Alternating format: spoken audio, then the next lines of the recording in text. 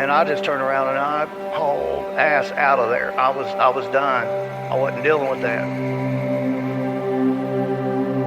The hypocrisy of the cult is one of the things that turned me away the quickest. When I turned my headlights on, it turned and looked at us, and one of the things I remember the most were the eyes were glowing red. I see an orb of light. It is just circling these steps like it is waiting for me. And he begins to tell them that he saw a UFO. They're basically like, what are you talking about? That's 7 foot up on a tree, peeking around it. And that's where I saw the top of the muzzle, nose, and the eyes. As soon as I made eye contact with this thing, it felt like death. Welcome back to Tinfoil Tells. I'm your host, Brandon Wright. Tonight we're going to be joined by my guest, David. David is the founder of the SEPI Agency. For those not familiar with the SEPI Agency is, SEPI stands for the Supernatural, Extraterrestrial, and Paranormal Investigations Agency. They were founded last year in August out of the UK, and they've been growing since then, and they actually do a lot of investigations in a different manner than what most paranormal researchers would be doing. But before we bring David on, if you've ever had an experience and you'd like to be on an episode of Tinfoil Tells, there's two things you can do. You can either go to tinfoiltells.com and send a message through the contact section, or you can email me at tinfoiltellspodcast@gmail.com. Either way will work, so just make sure you reach out and get your message to me, and we'll get something scheduled for a future episode. If you would like to help the podcast out, please continue to share it around. Wherever you listen to Tinfoil Tells at, just make sure to share it. There's also the YouTube, so if you listen on YouTube, make sure to like and subscribe and share that too. If you leave a 5-star rating and review, I definitely appreciate it. It helps with the rankings, so wherever you listen to Tinfoil Tells at, make sure to leave a 5-star rating and review. If you'd like to help the podcast out financially and show some support, you can join the Patreon. There's 2 different memberships. There is the free membership, and there's also the paid tier, which is only $1.99 a month. With the paid tier, you get access to all of the episodes early, so up to 2 months early. They're all ad-free. You get access to the live videos and some other little things that are on there that aren't available just for all of the free members. But whether you're a free member or a paid member, you will get access to Crinkle Conspiracies, the Patreon exclusive show that I'm doing with Ed Corella that dives into some conspiracies that we don't normally talk about on here. So again, check out the Patreon. You can find more information about that in the show notes. There is now a merch store available too. You can find stickers, shirts, even a hat. All those cool little things are now available on there too. So make sure to check out the show notes for our link to the new merch store. This fall, I'll be appearing at 4 different events. I'll have my recording rig at all of them, and 2 of the ones in October I'll actually be speaking at. So if you're interested in coming out to any of those, a little information about them. First one is September 14th in Dowagiac, Michigan at the Sister Lakes Brewing Company. That has Bigfoots and Brews and Spirits too, being put on by my friend Eric from Uncomfortable Podcast. And then on September 27th and 28th will be the first annual Indiana Bigfoot Conference down in Nashville, Indiana. Both of those require tickets, so make sure to check out the show notes for the links to find where you can purchase tickets at for those events. In October, starting on October 19th, I will be at Para-Unity 6 here in Miami County, Indiana at the 4-H Fairgrounds. I'll be a guest speaker. If you want to hear about the strange encounter that I had on the same road that the fairgrounds is on, that kind of got this whole podcast thing going in its first place, make sure to stop by there. It's free for all ages. And then finally, on October 26th, I'll be in Crawfordsville, Indiana for the first annual Crawfordsville Paranormal Convention. That too is free for all ages, so make sure to follow me on all the social medias, Facebook, Instagram. There is an X. I don't really use it, but the website does. You can find Brandon Tinfoil Tells on Facebook. You can shoot me a message that way. But I think now we're going to go ahead and bring David on. We've been talking back and forth for a little while and wanted to make sure we got this recorded. With him being in England, the time difference is a little hard to work out, but we managed to figure out how to get it to go. So I look forward to talking with him, and I hope you guys enjoy our conversation. So sit back, relax, and enjoy the show. I'd like to take the time to welcome my guest today, David. Thanks for coming on here and talking to me. You're welcome, and thank you for having me. Yeah, been a pleasure. You want to let the audience know a little bit about yourself? Yeah, sure. So my name's David John. I'm the Senior Executive Officer for the SEPI Agency here in the UK. The SEPI Agency are a new, I'd say, like a new vibe in power investigations, as I coin it, meaning that we do things very differently. So when we get reports of anything supernatural or extraterrestrial or paranormal, we will take it all on, or even the cryptoids as well that fall under my supernatural category. And we investigate all of it. So unlike MUFON, for example, who will concentrate their efforts on the UFO phenomena, we expand that. The agency itself are in the process of writing a online database that the SEPI officers will primarily use, but that data will collect all accounts from people and evidence, witness accounts and interviews, and eventually that will be anonymized in some cases and put out for the public's consumption as well. So for free, everyone can have access to it. So the idea is that we start all working together, Brandon. That's the idea, rather than then having a group here, group there, group there, group there, all well-meaning and trying to do the best thing and trying to investigate things. But the issue I have with these groups and their methods is that it's quite amateurish efforts, to be honest. I know some are better than others, but a huge majority are quite amateurish in their approach. They don't document anything properly. They then work very siloed, so they don't share that information with anybody else. The CPAC are just trying to say, look, guys, there's a lot of evidence out there to explain a lot of weird things, and we need a central point for all of us to sort of gather and share that data and that good evidence, so best evidence as it would be called in policing terms. Myself, I come from a military and policing background, so I worked for the National Crime Agency for 4.5 years, fairly recently. They are, if you're not familiar with the NCA, they are pretty much akin to the United States FBI.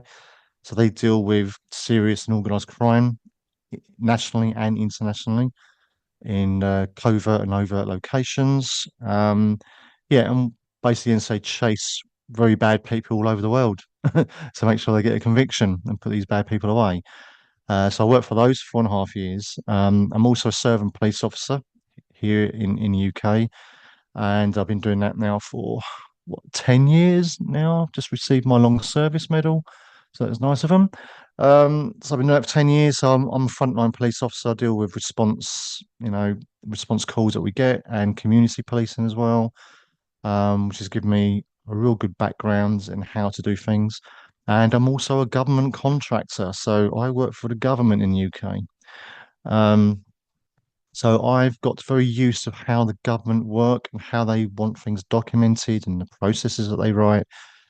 Some of it good, some of it bad, of course. And I'm taking policing principles and cookie cutting that onto the SEPI agency.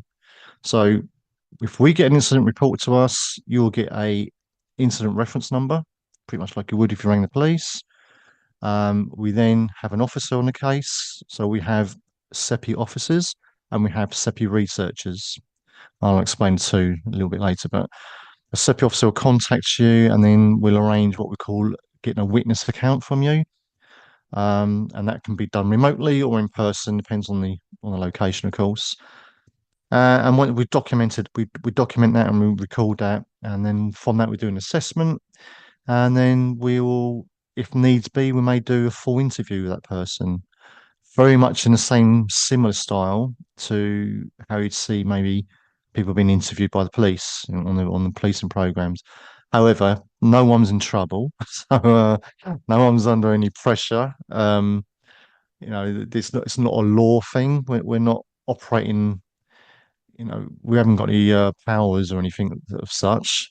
So everything's on consent basis from the subjects that report the incident to us or the event.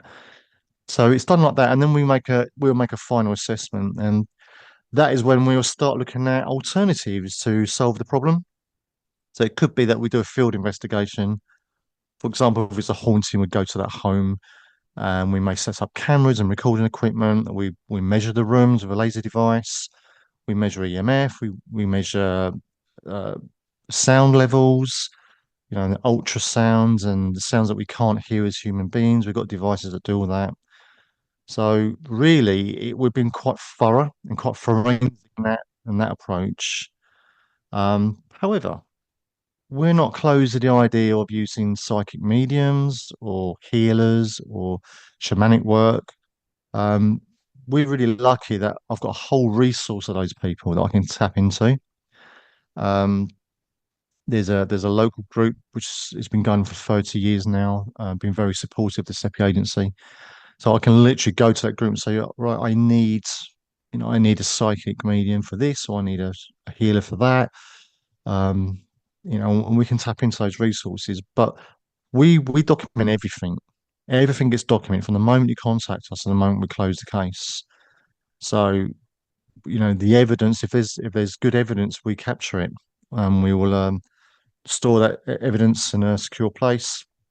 If it's physical or digital, um, we will do that. So, but the idea is really, and this is what kind of makes us quite different, other than our policing background, is we we're about safeguarding as well.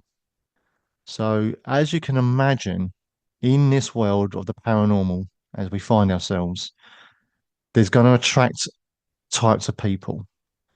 There's going to attract those that are genuinely interested and have genuine experiences. And we really want to hear from those people.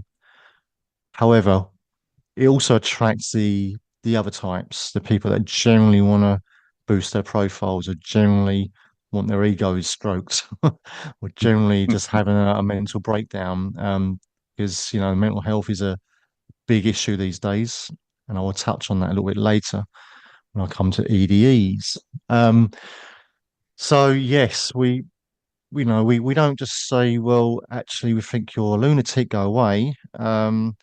We may say, okay, we've done an assessment and we're not sure we can really investigate this, which is a polite way of saying, I think you need some further help.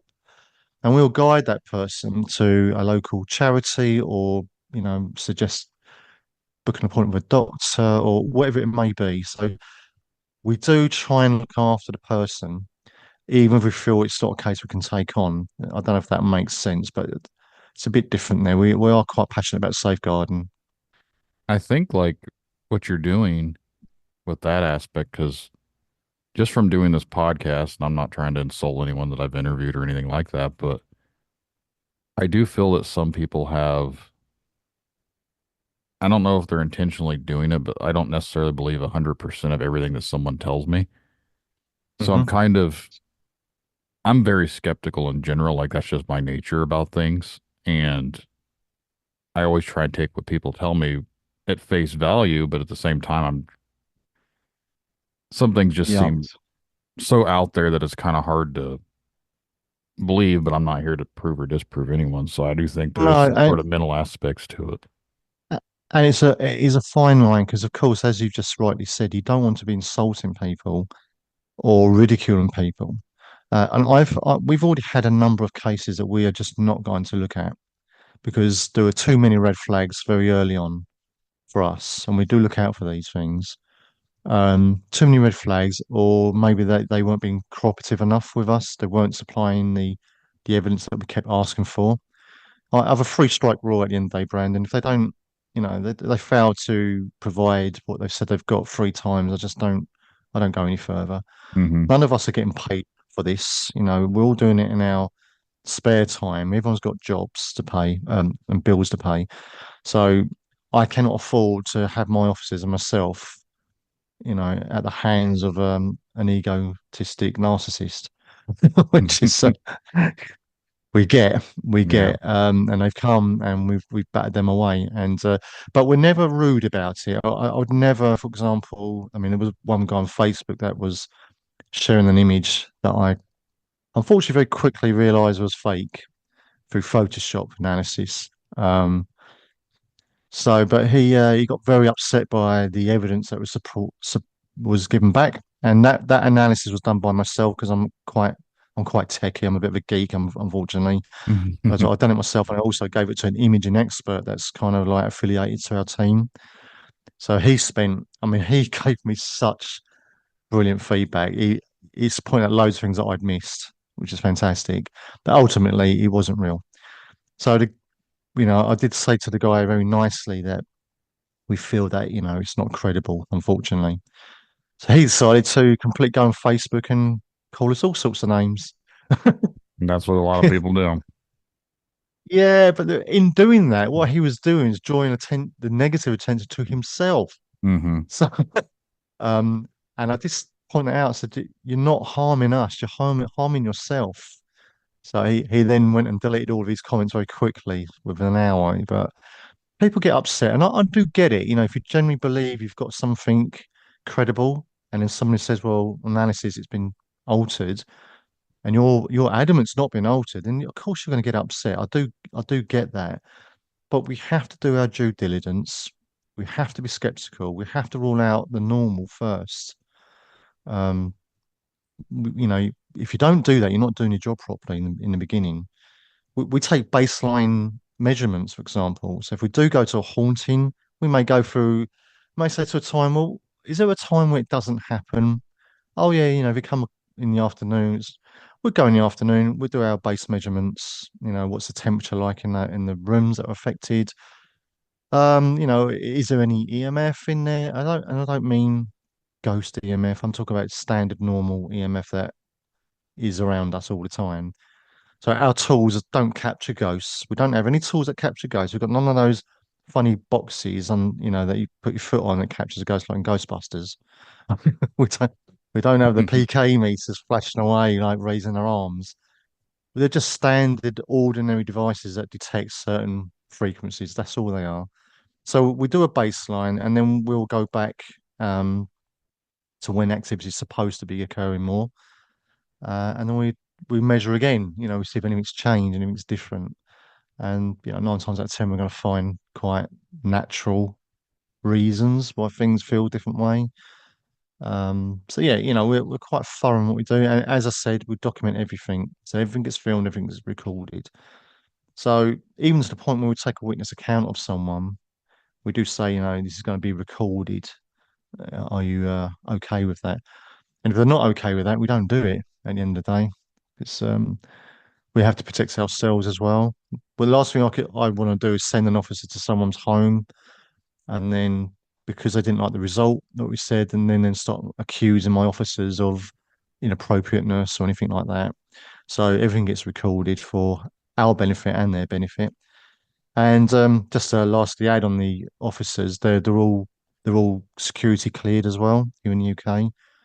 So everyone that joins SEPI Agency as an officer has to go through what we call a DBS standard check, which does basically like criminal background checks on someone, Hmm. just so you know that you know if they're working for the SEPI agency, they're not quite a big long criminal record of all sorts of things. Right. Um, and obviously, I hold government security clearances too. Another member's in the military at the moment. Another one's a retired police officer, 30 years. Another one's 28 years as a nurse. So we've got, there's quite a big spectrum of us. And another one that runs a school, and with all different backgrounds. So I I train the officers on how to take a witness account properly because there is a method, as every police officer will tell you. Um, they all get training on that, and I also train them how to do interviews properly. So how to plan for an interview. And I don't mean an interview like this; it's a very different thing. I Yeah. mean an actual planned interview with a subject that's talking about an account. But that doesn't fit everything, though. Of course, if things just happen randomly, you can't keep doing statements all the time and interviews all the time. You never get anywhere. But we will take an account, but then we may just go straight into a field investigation, just see if we capture anything really. And we do have a public house near us actually that want us there. Probably things are happening quite often, so that'd be interesting. So we're going to see that one soon. So we get on. Now, before we dive into more about it, I did have a question like, what led you to want to start this? Obviously, when someone goes down this paranormal weird pathway or whatever, there's always been usually like some sort of happening that's caused you to go down this pathway. Yeah, I say it frequently, but I don't think anybody comes into this without something happening to them. Mm-hmm. Nobody, because why would you? And I get the people that are skeptics that have no interest in it, because maybe nothing's ever happened to them, or it has happened to them, but they're too scared to face it. Is in some cases, and that's understandable too. No one can be blamed for that. But my first uh, oddity or experience was when I was just 3 months old. I'll try and cut the story down, but essentially, my mother goes out the house, leaving me with my grandmother, who wasn't very keen on looking after a 3 month old at that point. So she decides to leave me on a piece of furniture, which we called an ottoman. So it has no sides to it, and it's raised off the floor about maybe, I don't know, foot and a half. She just places me on this ottoman, which is like a square shape. I think it's square or round, I can't quite remember. But I'm 3 months old. No one should be having memories at 3 months old. So she left me there in the room, and immediately I find myself looking down on my 3 year old self from above. So, like an out of body experience. I'm now floating above my 3 month old baby self. And in a coercive style, I speak to myself and I say to myself, don't worry, you'll be okay, just keep still and you won't fall off. Because that was my concern. I was 3 month old, I'm gonna roll over, I'm gonna fall off. And I essentially watched myself and talked to myself in a adult way. There wasn't I wasn't cooing or making funny baby gurgling noises. It was I was fully conscious, and that memory has never left me. And I can describe the room of my grandmother's room to this day. And I spoke to my mum and dad about this, and they both said, "Yeah, that's exactly how your nan's room was laid out." How can a 3 month old baby have that? That's that's Yeah. the first one. That's just not normal. No. Um, but that wouldn't have been enough to bring me into this. So the second thing that happened to me when I think I was around about 6 years old, because it's before my younger brother was born, and I'm 7 years older, so it must have been about I must be 6 years old or so. So we lived in a very small masonette, which is just 2 rooms downstairs, 2 rooms upstairs, pretty much, kitchen and a hallway and a bathroom. It's very small, and a masonette means that there's another building on top of me, like there's another masonette. So we're in a council estate in the UK. So it's not very affluent, it's quite, you know, I wouldn't say poverty, but it wasn't a rich area or anything like that. So we lived in there, and every night my dad would put me to bed. He'd shut my door, but being a typical 6 year old, I was always scared of the dark. So he'd always leave the hallway light on for me so I could see the beam of light beneath my door. And I would see my dad standing at the door for a little while so I could see his shadow of his feet. And then when he went, I'd know when he's gone, and then I'd settle and sleep. So he'd generally stay there for about a minute, if that, each night. This particular night, he shut the door, said goodnight as usual, and he stood there, and he stood there, and he stood there, and he seemed to be there a very, very long time, to the point I was getting a bit concerned, a bit worried, a bit anxious, I suppose, if we really know what anxiety is at that age. But I was a bit now getting curious, like why is Dad still standing there? I don't get it. And then I got brave and I got out of my bed and I crept over to the door. I opened the door, full expecting my father to be looking down at me and telling me off, getting out of bed, but he wasn't there. Um, those shadows of their feet were there until I opened the door. But that wasn't the odd thing. The weird thing I've realised then was that the air around me was like crackling, like static, because the hairs on my arms were standing up. I could feel a tingling on my skin. Something weird was going on now. I also realised at this point it's very late at night because the TV wasn't on downstairs. My mum and dad's door was shut in the bedroom, so they must have been a bit in bed. So I have no idea what time it was, but I obviously realised it must have been very late. And then I'm now facing the stairs looking down to the darkness. So upstairs the lights on, so that's fine. But I'm looking down the stairs into darkness, and I had this overwhelming feeling to walk out in a horizontal line above the stairs. So physics will tell you if you do that, you're going to fall because you're not putting your foot down on the stair. You're walking out. It's a bit like that Indiana Jones film. You remember the take a leap of faith bit when he's the Holy Grail when he walks out into the Yeah. to that huge valley. That's exactly what it's like. I walked out into nothingness, and also I did fight with myself, saying, "Well, if I do that, I'm going to hurt myself. I'm going to fall." But something kept telling me, "You'll be fine. Just do it. Just do it." And then it's tingling, and there's a funny smell in the air as well. And I did it, and I didn't fall. I took the next step. I still didn't fall. I took the next step. I still didn't fall. I looked down, and I now realise I'm now literally levitating above the stairs. Don't think that's normal, is it? No. Um, I'm now realizing that I'm being pulled towards the wall now. I'm no longer walking.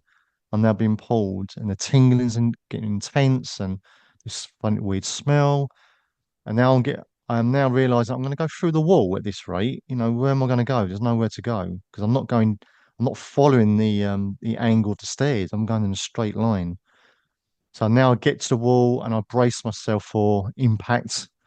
Um, and I don't impact. So I go through and I see wooden slats behind the plasterboard. I smell another weird smell and I blank out. That's all I remember. And I wish I could tell you I knew what it was. I wish I could tell you about funny aliens and flying spaceships, but I can't because I really don't know what happened to me. And I don't even think I remember it the next day either. I think it was many years later that memory came to me. And it's not a dream. People that No. have experienced anything like this will know what is a dream, what is not a dream. Hand on heart, that was not a dream. And the reason is, years later, I'm working on a building site, smashing an old house down with a sledgehammer. I'm in a room, put it through the wall, and I immediately saw it, when I put my sledgehammer through this plasterboard wall that there was wooden stacks behind it, just like I saw that very evening. So I don't think they do that in UK anymore. It's an old building style, I'd say. Yeah, I think older Uh, uh, buildings did the slats. yeah, yeah. And obviously, when I lived that Mason, that was an older building. So that triggered the memory, seeing the slats. And then the second thing triggered the memory, made it stronger, was the smell.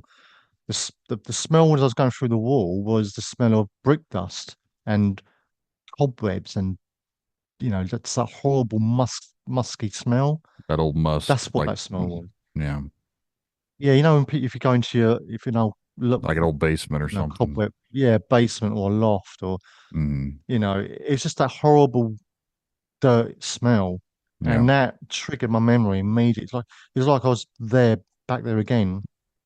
And and then only in the last sort of 3 or 4 years, I've realised what the first smell was, the one when I was levitating.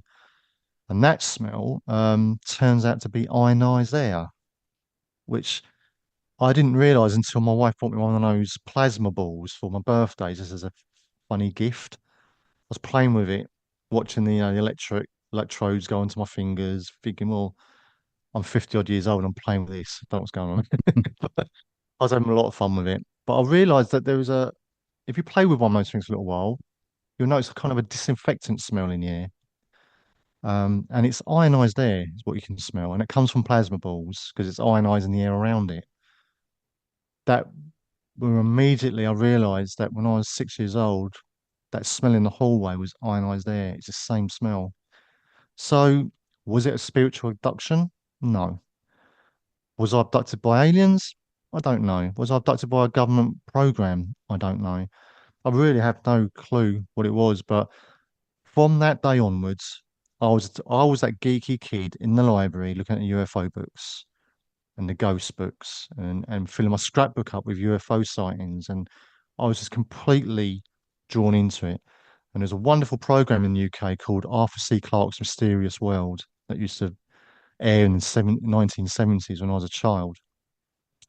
And me and my dad used to watch that I think it was every Sunday, if I remember rightly. But we watched it religiously, and I was fascinated by the whole thing. So yeah, that's why I'm sitting here now, Brandon. Hmm. Everyone has their own story of why they're doing what they're doing. It's the things that happen that put us on the pathway of what we're doing now.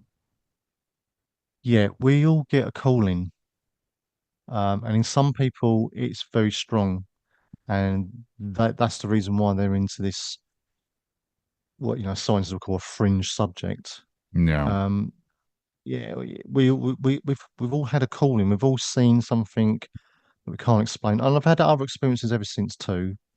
As early as last year, even this is what made me start SEPI Agency, because I got kind of attacked by an entity in a bedroom in a place I was staying in an Airbnb, which is another big story, which I won't go into at this point. Maybe it's for another time. But that attack for me scared the hell out of me, because it's the first time I've seen a door open on its own.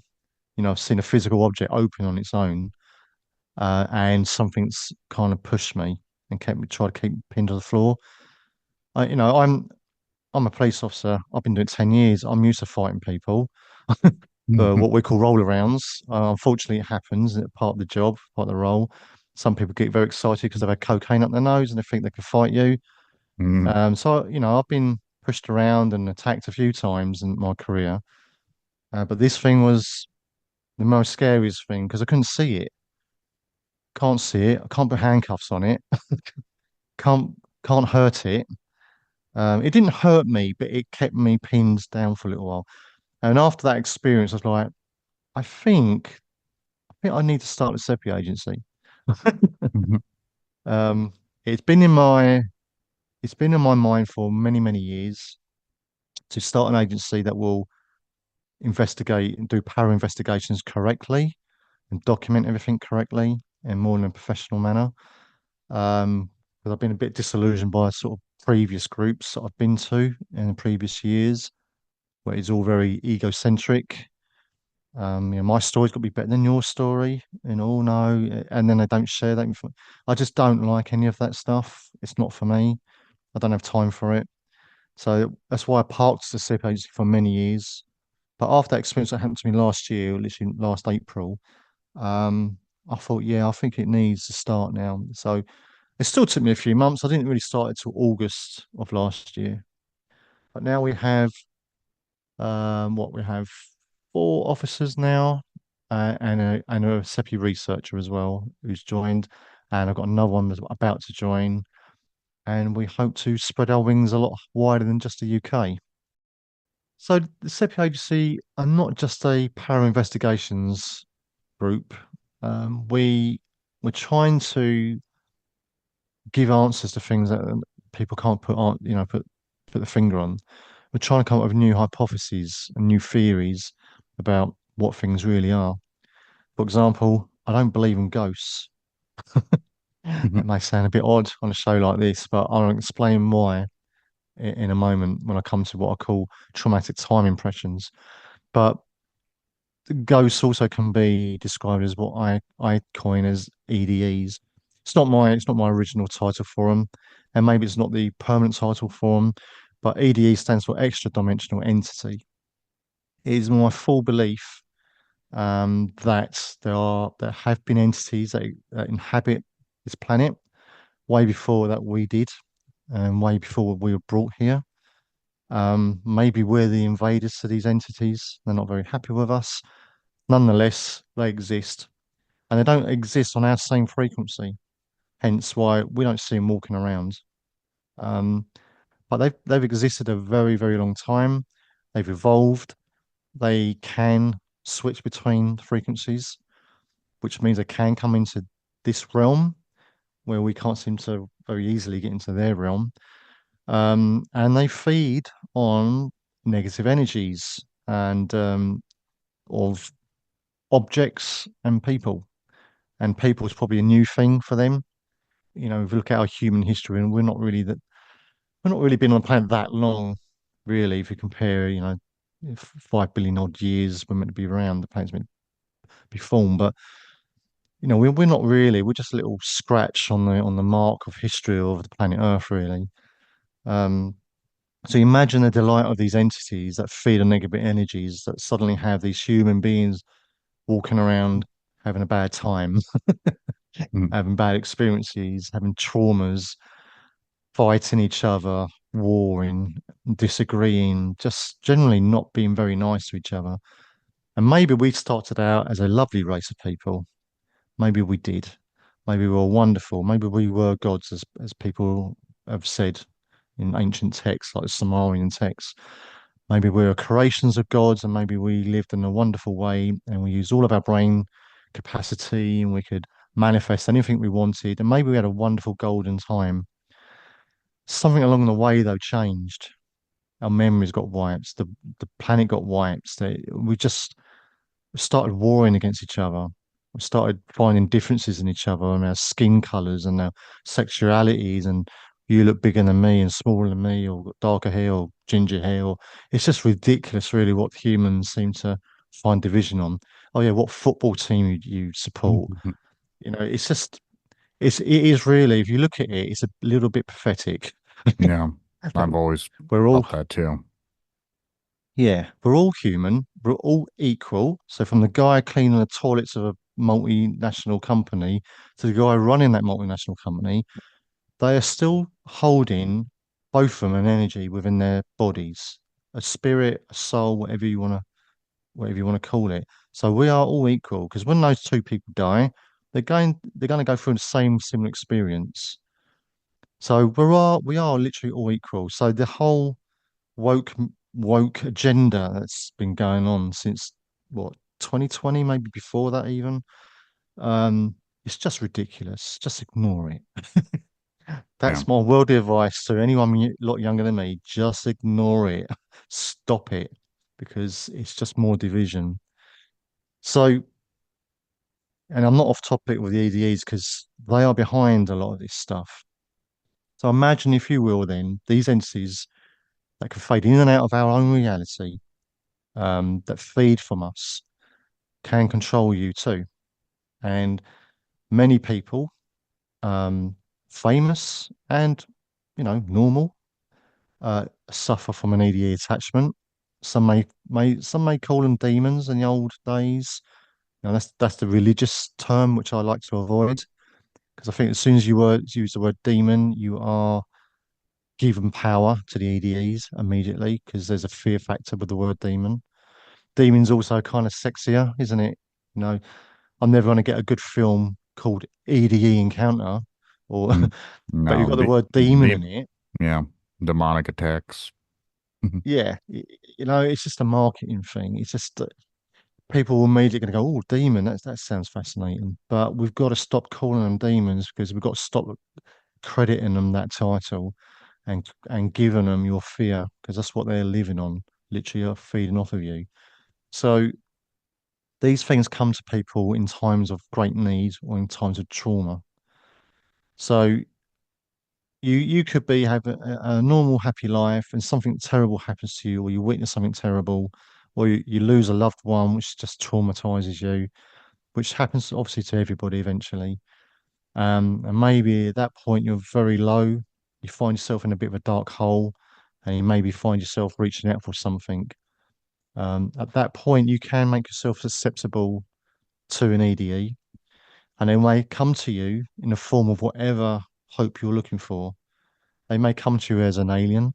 They may come to you as Jesus Christ. They may come to you as your deceased loved one. They may come to you as Elvis Presley if you really love Elvis Presley enough, or Bruce Lee. I'm wearing a Bruce Lee t-shirt today, by the way. Whatever is your thing, the EDEs are very clever. They're masters of deception. They lie to you. They're masters of mimic, so they can mimic voices. Um, they live in your they can enter your subconscious. They can know things about you too, which you think, oh, only my dead aunt could know about that. No, it's not. If it's in your memory, EDEs have got an access to it. So bear that in mind. So, and then they can manifest as voices in the head for those people that feel they're going mad. They're not going mad. There are voices in the head, and they're not always their own voices. Um, and it's a shame that the science does not recognize that because these people need help, and it's not with drugs, you know, illegal or legal drugs. It's not the way to deal with it. So the EDE will make sure that your life sucks from that point on. Things will just go wrong for you. You may start overeating. You may start taking drugs. You may start over drinking. You may start find yourself in destructive relationships. Um, just things go wrong for you all the time. And you think to yourself, why me? Why is it always happening? You're just not in a good place. And it's the EDE's intention to keep you in that space. For the more you're depressed and isolated, the more they feed on you, and the greater feed it is for them too. They love it. So it's quite a bad thing. And they don't just come to people in times of trauma. They can actually, I've heard, and I haven't substantiated this at all. So this is completely, you know, maybe just a theory, but I've heard that they can go from one lineage to another. So they can literally, you can be born and you have this thing with you because it's come from the mother or the father, and it'll follow. I've heard that. I'm not sure how true that is quite yet because I need to meet some more subjects to be able to determine that. But they can follow you through, and celebrities are very susceptible to these things. Um, let's let me give you an example. Say you're a struggling actor and you've spent all your money to get yourself to Hollywood because you think that's the best way to get seen and you think you've got a talent, and but there's a million others in that town doing the same thing as you, all trying to get above you, be better than you. Or you're a musician, is trying to get the band signed, trying to get, you work hard on marketing and it's not getting anywhere. A But then podcaster. you find yourself in, sorry, And like what I'm doing here as a podcaster, it's all the same thing. it is, yeah, and it's a small drop in a massive pond, as you can appreciate. But at some point, these celebrities may have found themselves unwittingly inviting the into their life, and they could find themselves in a corner drunk one night going, I just want to be famous. I'll do anything it takes. I just want it. I just want it. I want it. I want it. And at that point, what that person's doing is giving over their free will, which is the one thing any EDE cannot take from you. But it's the one thing they will happily handle if you give it to them. And I firmly believe there's lots of celebrities out there to this day who we know from the screen, from the movies, from your favorite bands and actors on TV. There's there's probably a lot of them that have done that exact thing, and then suddenly things change for them. Things seem to become easier. They get those auditions, they get the phone calls, or their band gets signed for a good deal, um, and then it just explodes for them. And I bet, and it's loads of celebrities will tell you, oh, it just all happened. Now I tried for 5 or 6, 7 years to get famous, and suddenly it just happened. It's because those 5, 6 years before that, they weren't giving themselves over. But after they did, it all started happening for them. And then they find themselves in this whirlwind of amazement. I mean, imagine suddenly being a multi-millionaire and you're successful and everybody loves you and everyone wants your signature and wants to be with you. It must be such a mind-blowing experience to happen. And you must get swept away in that, in that wonderful, that adrenaline rush that must be there all the time for them. And then, they get acclaim but something's not right. Something's still not right with them. They're still not happy. They're still depressed. They're still taking too many drugs. They're still taking too much drink. They're still having destructive relationships from one marriage to the next, to the next, to the next. This story is pretty much every celebrity I think I can think of in my head. um, there are some celebrities who are very happy and live a wonderful, productive life, and maybe they did theirs. They didn't invite something in, and they did get that lucky thing. They do have that amazing talent, and they got the well-deserved place in the world. And well done to them because they probably worked a lot harder. I can tell with that much. So, and I like to use Robin Williams as a bit of an example, a wonderful actor, as you well know. Yeah, I mean, he lit up every film he was in, that man, every TV program. Um, just, to have met him in person must have been an amazing experience just to see him and hear his voice and see how he presents himself over, which, as you well know from his, his demise, it just wasn't what was going on really for him. He was not a happy man, which is so sad to learn from someone that's fills a room with light and laughter, to find out that actually he had an internal struggle, to the point where he felt that the only way out was to end his own life, which is just the worst case Hmm. scenario. It's awful for his family, and I do feel so much pain for them and everybody that's got a similar story where they've lost someone to suicide. And it's not just unique, obviously, to famous people. That happens all the time. So it's just an example that you can have everything but have nothing. Because if you've got the EDE feeding from you, you're never going to have your happiness. You're never going to feel that real freedom. Um, so they're parasites.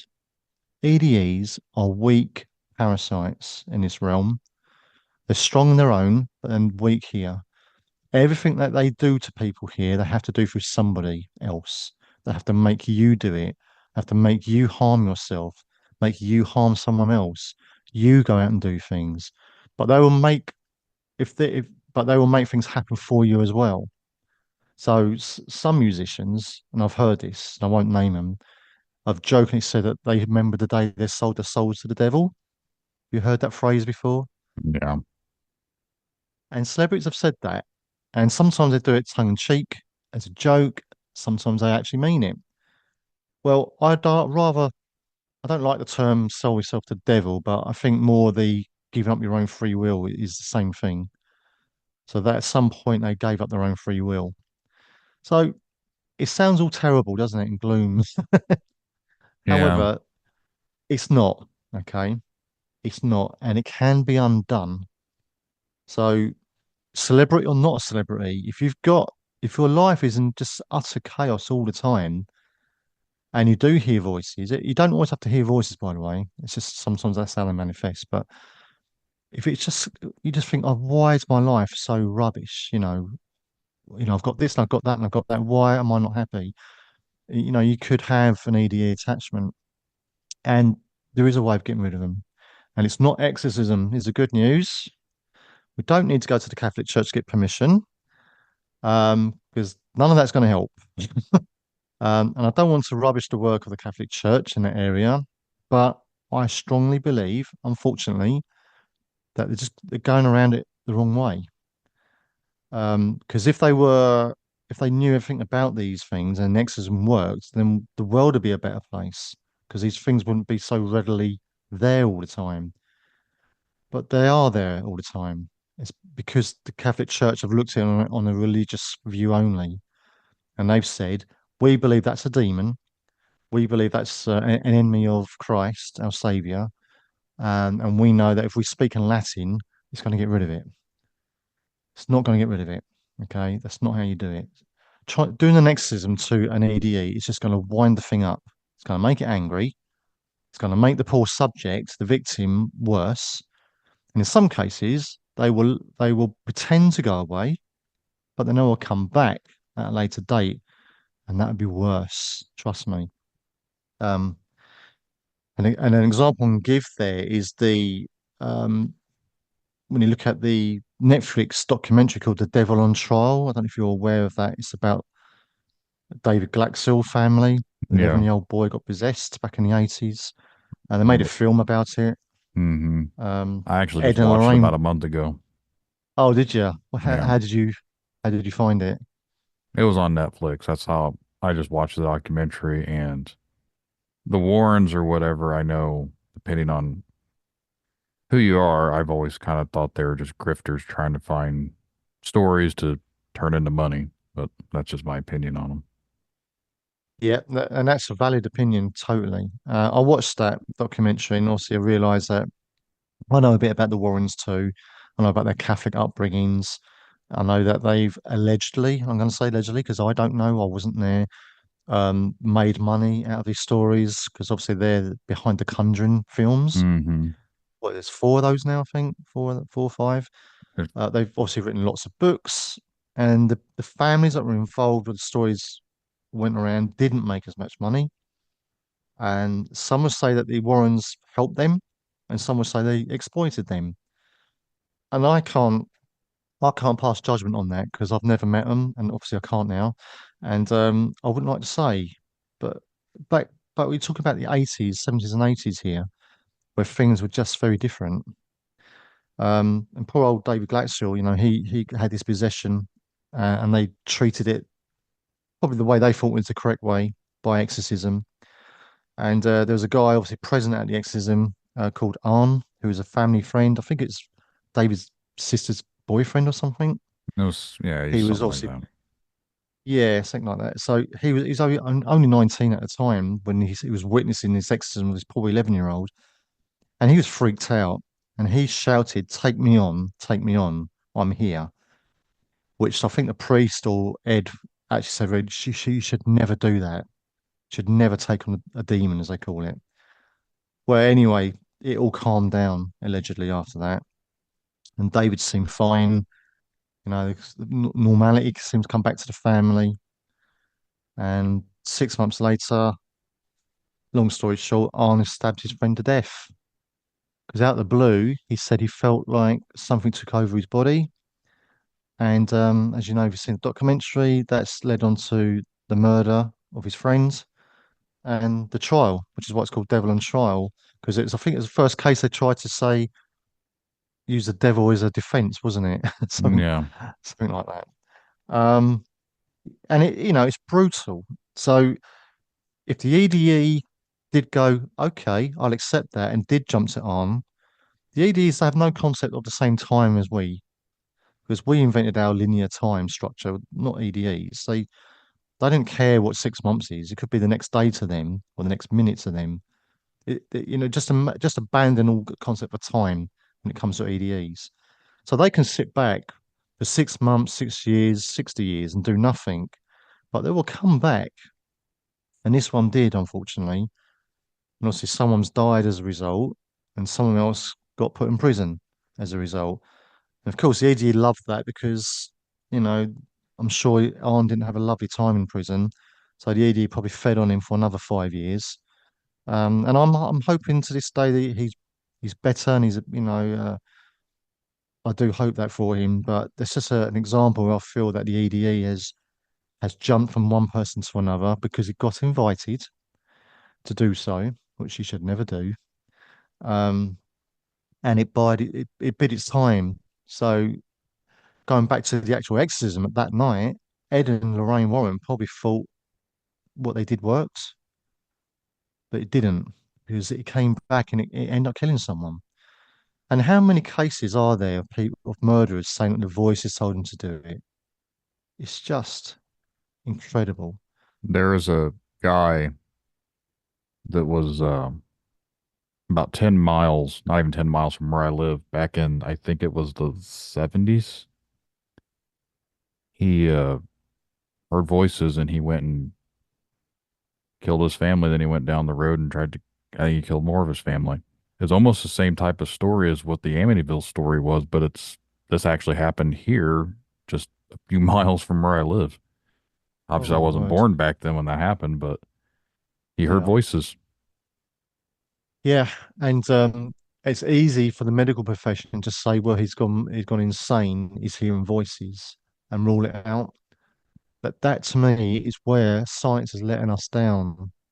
This is why I started SEPI Agency. I'm no longer going to accept voices in the head as a medical condition. I'm not going to accept that any further. Or hallucinations. People see things, people hear things, and sometimes they're not their own faults. And people have asked me, well, how do you know the difference? It's very difficult because we all know what we sound like in our own consciousness, don't we? We know what our voice sounds like in our own heads. Hmm. But when you're reading a book, you're reading it in your head probably. or maybe you talk to yourself. People talk to themselves. That's quite normal, so don't get freaked out by that. um, but you will get an idea of what you sound like in your head, and you'll also get an idea of the kind of things and the kind of words that you use. Or the loved one. If so, let's say it's the ED's masquerading as your dead mother, for example, something like that, and it always sounds like your mother, but your mother may say odd things that she never said when she was alive. You've got to take notes of those tiny little clues and go, well, that's odd. Don't just think that's odd. Think that that's probably not your mum. It's something pretending to be your mum to get you to do what you're doing, or to continue the chaotic lifestyle that you're living. Because as I said, if you're kept in that mind frame of mind, you're just a food source. Like in the Matrix when he says like we're all batteries for things, we pretty much are. We're just energy for something else to live on.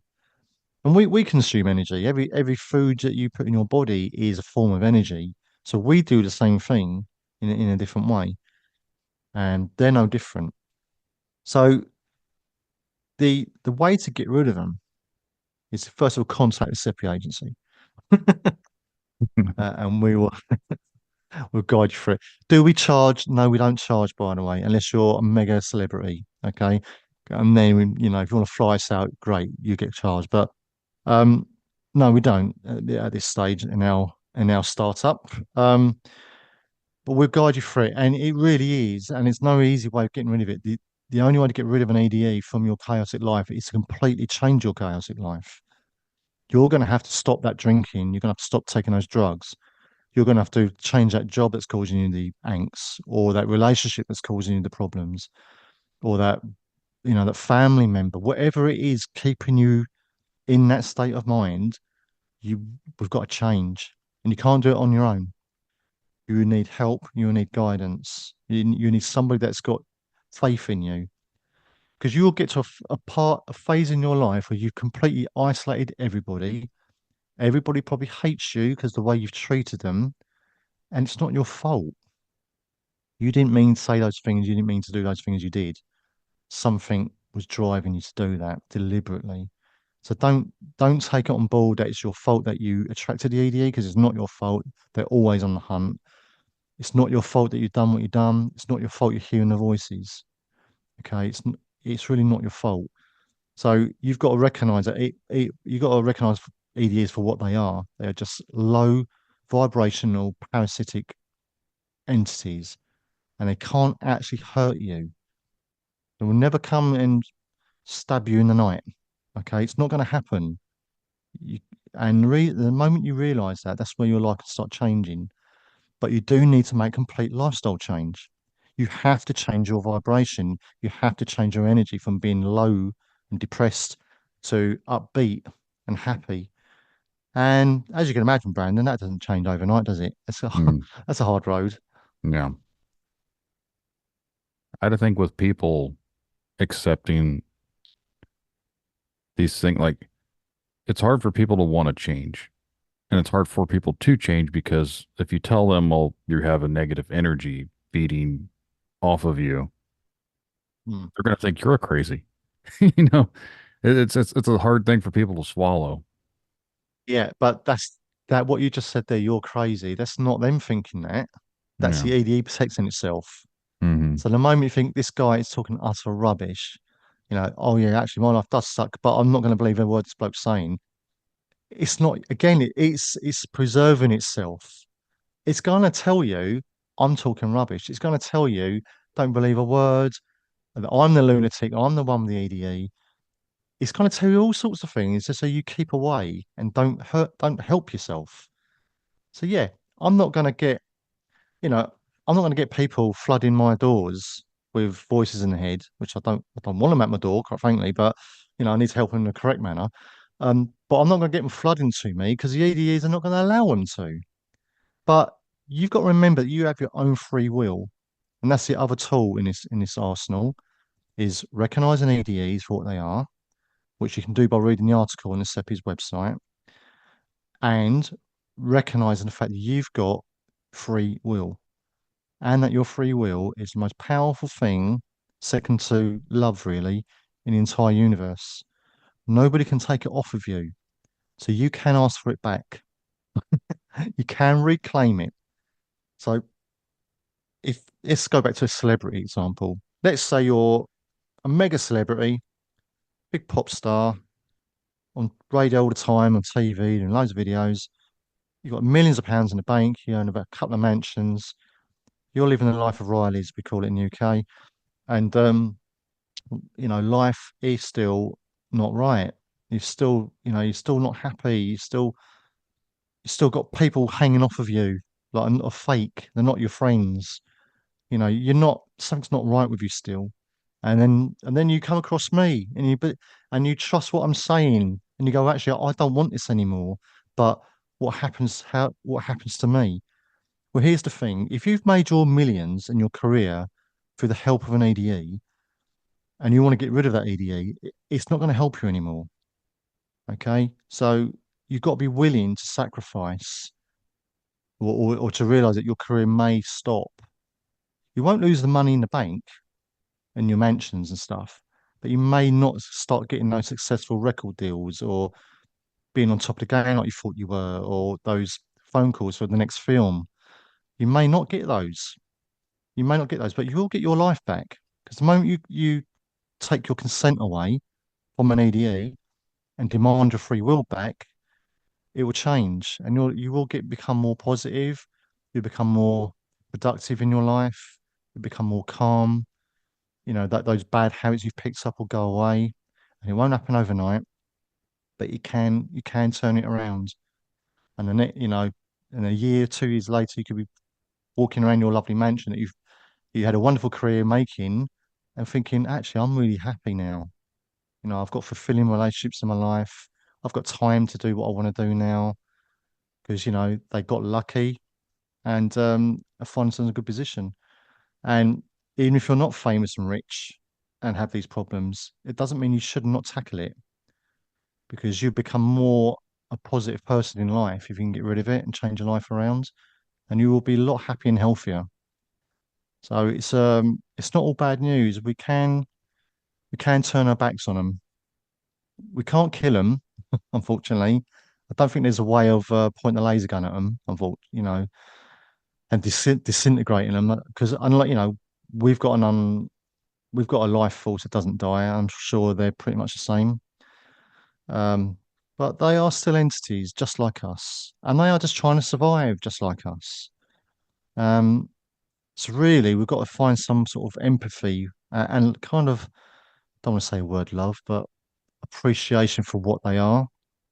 Because if we used them to our advantage, we could make life a lot sweeter for ourselves. If we could use their abilities, um, I think our world would be different. The world wouldn't be run by psychopaths, for example. You got to think yourself, what goes on in a psychopath's mind? Like a man that runs the country, and just what goes on in their minds really? I mean, who's really pulling their strings? Is The it bad the an bad EDE? influence that keeps everything in negative. Yeah, it's the EDEs banding together with other EDEs and their victims and their hosts. And then this is why you've got cults. This is why you've got shadow governments. This is why you've got all these things going on in the world.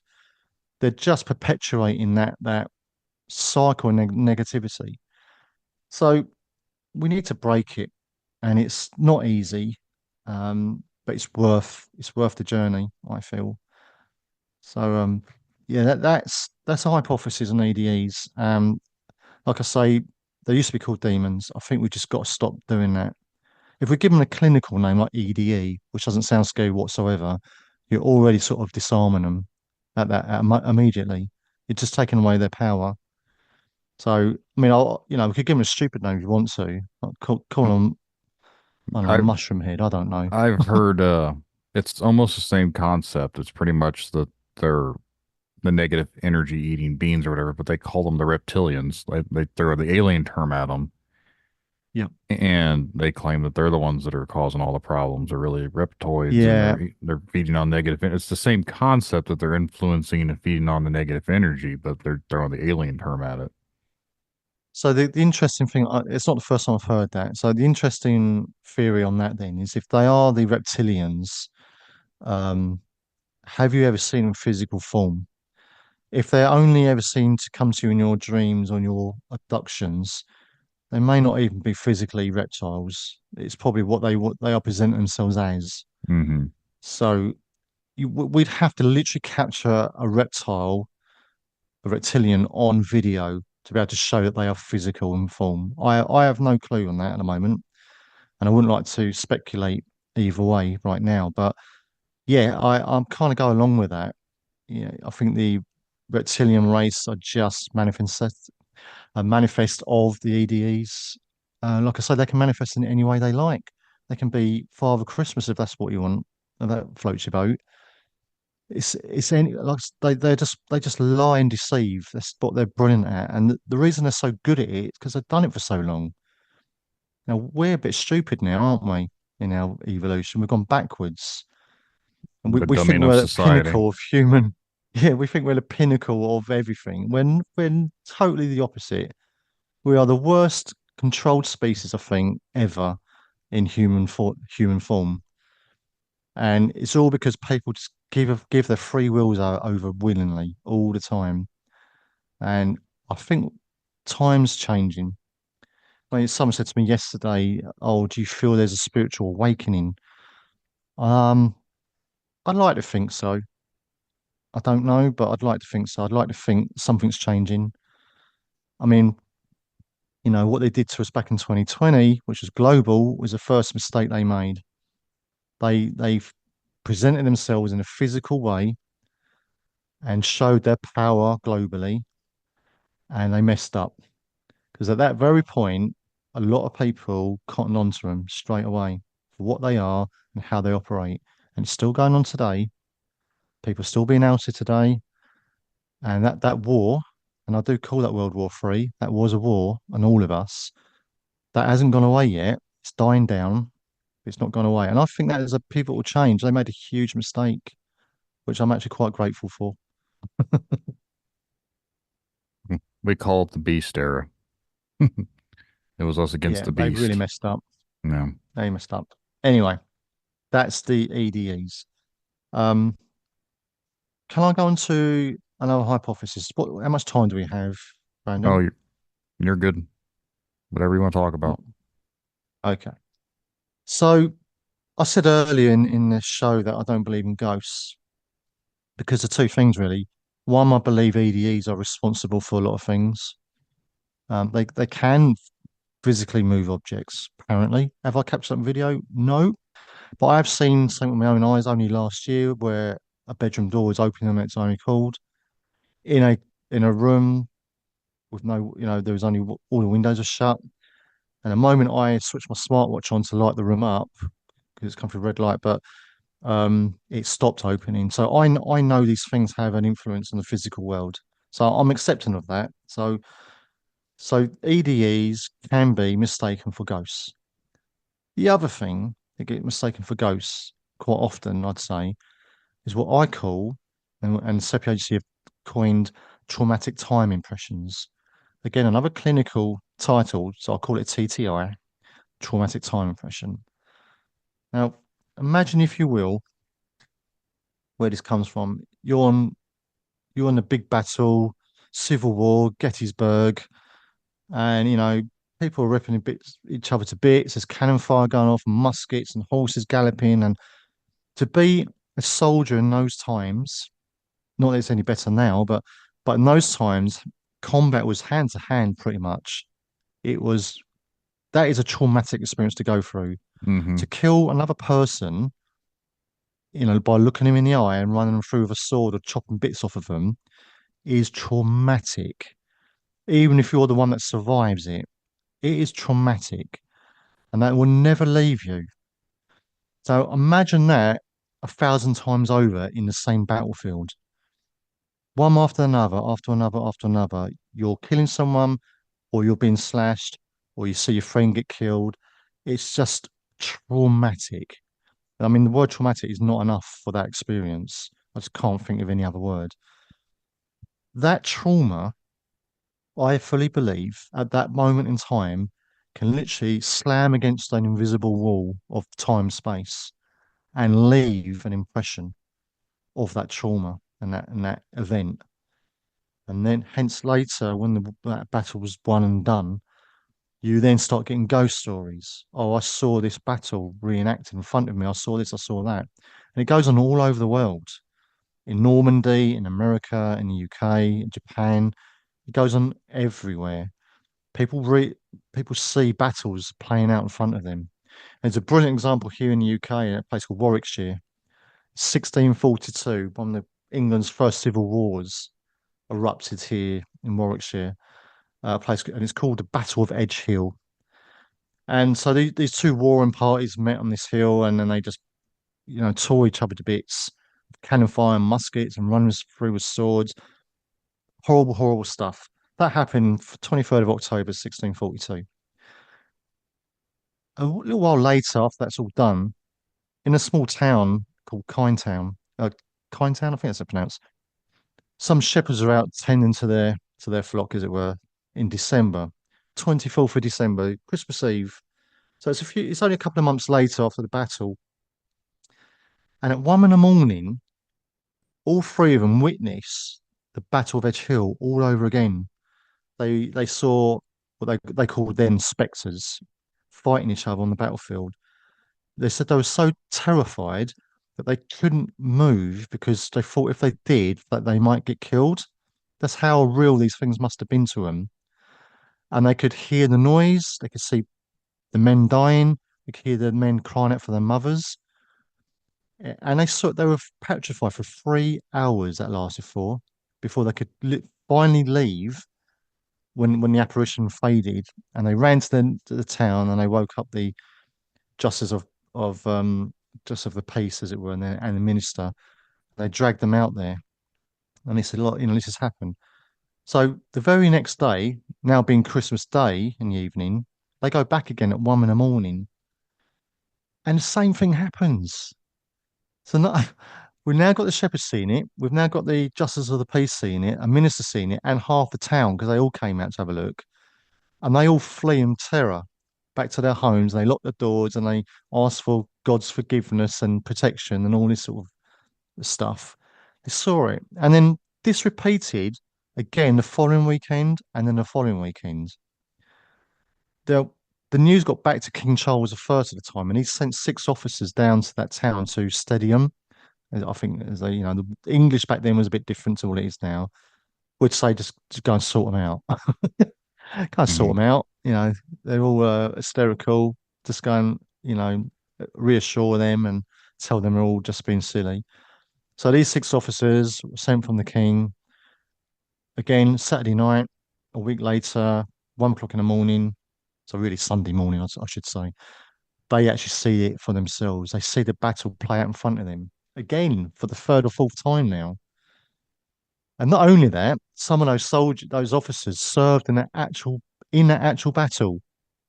And then they actually said in a report back to the king that not only did they witness it, but they also recognized some of the people in it, which is just incredible. But here's the thing.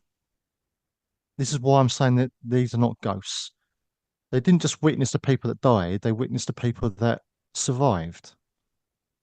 So what they were seeing was not a ghost, not ghostly apparitions. They saw a traumatic time impression come back again and play it out again. And some people may say, well, that's residual energy. I don't buy residual energy. It's not enough to explain what happens. Residual energy just means that they picked up on something that happened there. We can all do that in anywhere. But this is different. This is something that actually happens to the fabric of time and space. It got imprinted, it separates, and then somehow it comes back again and it plays it out again. And the main difference between knowing what a TTI is and a ghost is because TTI event, anyone that's in it will not know that you're there. They won't acknowledge you. They won't interact with you. So you are very safe because they can't, even if they are having a big battle, none of their bullets or muskets are going to harm you because, in all sense and purposes, you're not there. You don't exist either. Um, so that's the difference. How do you know a TTI? Well, the apparition won't interact with you. It just do its own thing. And this is not just about big battles.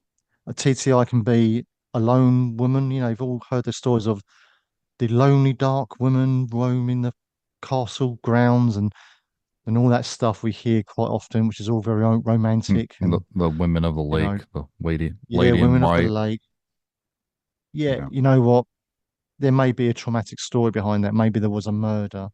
Murders are traumatic, and that's left a traumatic time impression there of that single person.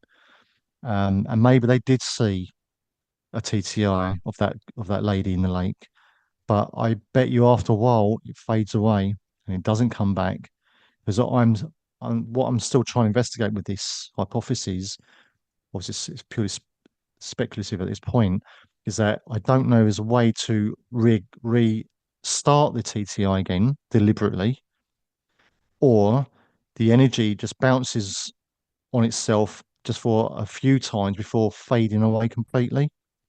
But by then, you know, the rumors are already keeps it alive, don't they? I mean, oh, you know, we saw the lady in the lake, like, but the last time she probably saw was probably hundreds of years ago.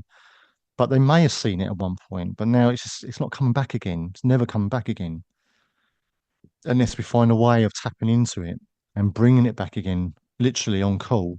I mean, that would be for me the holy grail that I could find a way of reinitiating a TTI again, because then I could go to any battlefield in any part of the world and say to people, what you're about to see is what happened on that day. And it'd be like watching a hologram. Imagine being able to have that ability to go, right, go then, and it just worked. Yeah. That'd be incredible. Hmm. Um, and it's still not taking anything away from the ghost thing or the romance of ghosts. It doesn't take that away because this is what I would categorize as a supernatural event. An emphasis on the word natural, but it's super because it's super because we don't, science has not explained it yet. And what we're trying to do in SEPI Agency is go, here's a new theory. We believe this is what's happening. Now we've got to try and put the meat on the bones and try and find good examples of this and prove it to be the case. And the reason we want to do this is so that if people do come across ghosts, that they're frighten the hell out of them and they see the same ghost do the same thing and they realize actually it's not a ghost, it's a TCI. It's going to take away that fear factor. But it's still be an amazing experience. So you don't lose anything there. Because I would, you know, I'd love to go to Gettysburg maybe and initiate the TTI again. You know, imagine seeing that. Um, so yeah, it's a new theory. And like I say, people may say, well, that's just residual energy, like I mentioned, but I don't think that's enough to explain it. It's more scientific than that. It's more supernatural than that.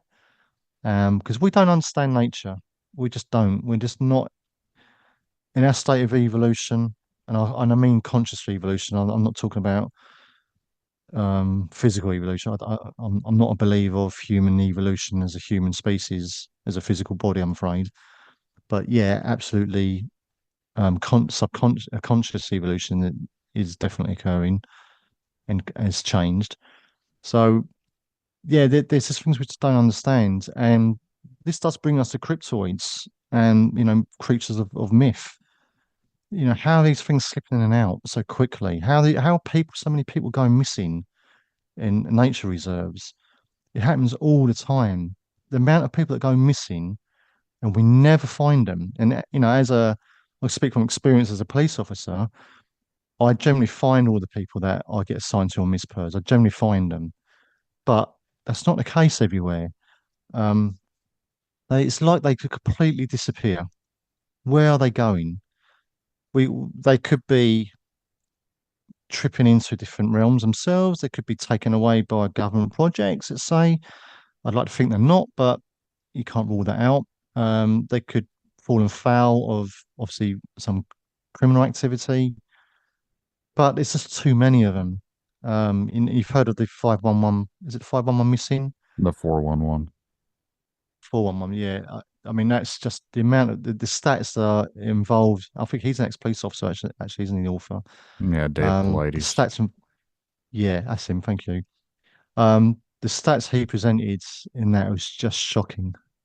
And you just think, well, the one of the tales of when a man, I don't know where it was, so you're going to forgive me, I can't remember everything, but he was out with his son, in a mountainous area, and he turned around to take a picture of his son. He literally turned his back on his son for about a second or two, turned around, take a picture of him, and he'd gone. And then he found his shoes somewhere Yeah. miles away up a hill, a mountain. It's just, how on earth can that happen? So, EDEs and different dimensional entities, they're real. These things, and there's cryptoids using that. I'm going to call it technology, but that ability, they can come in and out. They can just do it, and we can't. We're very, very fixed in this vibration that we are on now. Hence, the reason I can see you is because you're vibrating in your room as I am here. So we can see each other. But is it really that, unusual about change a dial slightly? So you're somewhere different, but you still occupy the same space and time. And it's, that happens all around us. You've got 3G, 4G, 5G, 6G even, TV signals, radio signals, EMF. It's all around us. We don't see it, but it's all happening. And if it wasn't happening, you wouldn't get data on your phone, or you wouldn't be able to watch your TV programs. So when people do say, "Well, I don't really believe in that," I think, well, then you can't believe in TV. You can't believe in radio. You Yeah. can't believe in satellites because they're doing exactly the same thing. They're communicating on a frequency that we just don't see. Because if we did see it, I think the sky looked pretty messy, wouldn't it? I wonder what color it'd be. I've heard Be a recently, multicolor. and someone told me about this on a recent interview that came out, and I came across it again yesterday on a Facebook post, but I think it was back during Vietnam when they were issuing out night vision, and it was like those different spectrum colors that they were, instead of green, it was red. Yep, yep, And the soldiers, the gunner started shooting at these things that were swarming around their helicopter because they thought these creatures were trying to get them, but literally they're wearing these red colors and they were picking up things outside our spectrum. yep. They had no Absolutely. interaction with us. And then that's when they switched them to green because it drops out that frequency. You can't see the things that are And vibrating that on that frequency. and that's what frustrates me the most. So the government accidentally found a way of viewing some entities, and rather than go, well, you know what, we need to develop this for our soldiers.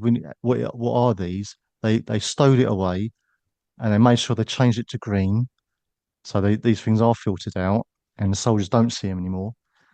And do you think they stopped working on that technology? Really? No. No. That would be probably very good technology now. They probably can literally put a headset on and see these things now. I wouldn't be surprised at all. The recent video, I think, came out in January of what they called the squid or whatever, the UAP that they Oh, I released. saw that. They claim you couldn't see it with the naked eye, but you could only pick it up on the sensors of that camera. Yeah. So I'm like, is that sort of similar to what these guys saw back years ago, that they're only seeing these weird things floating around because you can only see it in a certain spectrum? You can't see it without night vision. Like, how does that I'm work? gonna I'm gonna call that one out and say I'm very skeptical on that video. And the reason is I've analysed it, and that squid doesn't move. It's Not very, not a very, single. yeah. It's very still for They look something very that looks like, superimposed. yeah, and it moves at a steady rate. Um, I'm not convinced that's even real. But if it is real, then Yeah, absolutely. It does kind of go into the grounds that other cameras can pick things up. And I know there are power investigation groups out there that have spectrum cameras. I want to get one myself actually, but they're about £300 or £400. Mm-hmm. Not Um, cheap. but they convert your 4K camera into a full spectrum camera, and it does see more bandwidth than we can actually see with our own physical eye, and beyond infrared as well. So it goes beyond infrared, and but I'm yet to see good results with them. That's the only reason I've not gone out and bought one. It's because I haven't yet seen something that I've gone, wow, that's that's impressive. I haven't seen it yet because the spectrum that we see is very tiny, isn't it, compared to the entire universe? Mm-hmm. So even if you spread it out another few frequencies, is that still enough? I'm not sure that's enough. But whatever those red vision goggles were doing in Vietnam, they were hitting the right frequency of something quite clearly. And that's the frequency that we need to be looking at. So thank you, Brandon. You're gonna make me look for that now. I got you just mentioned the full spectrum, and without going to a tinfoil hat over here, but it is tinfoil tells. I've Yeah. wondered if what we're able to buy and purchase on our own, it doesn't have that capability of what those goggles did back in Vietnam. Maybe they're designed so we still can't pick up what's out there. Yeah, I see what you mean. Very probable. Yeah, I think the only way you're going to get around that is by someone building it from scratch. That's Mm-hmm. not like that. That does find out what the frequency were of those red goggles and work on it and keep it to themselves for a while. Because the government hear about it, you're going to get another knock on the door. Mm-hmm. So which is a crying shame. But yeah, I think that's the only way. I mean, I wish I had millions in the bank myself because I would absolutely fund scientists myself. I'd make sure I undo them first. Mm-hmm. And what I mean by undo them is that make sure their mindsets are not firmly stuck in the I must only look at this because it's the only thing that pays my bills.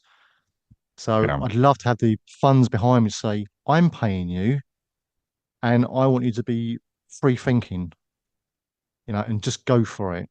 And I'm not expecting a result, but I want you to completely go sideways and everything.